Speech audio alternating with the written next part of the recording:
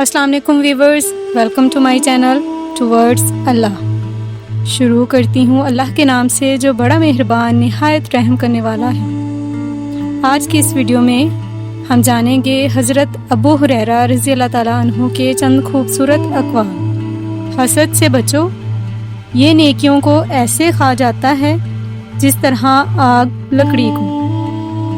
بہادر وہ نہیں جو کسی کو پچھاڑ دے، بہادر وہ ہے جو غصے کے وقت اپنے اوپر قابو رکھے۔ مومن کے لیے یہ حلال نہیں وہ مومن سے 3 دن سے زیادہ قطع تعلق کیے رکھے۔ اگر 3 دن ہو جائیں تو چاہے اسے ملے، اسے سلام کرے۔ اگر وہ سلام کا جواب دے دے تو دونوں ہی اجر میں شریک ہوں گے، اور اگر جواب نہ دے تو خود گناہ کی لپیٹ میں آ جائے گا۔ جس کو استغفار کی توفیق دی گئی وہ مغفرت سے محروم نہ رہے گا۔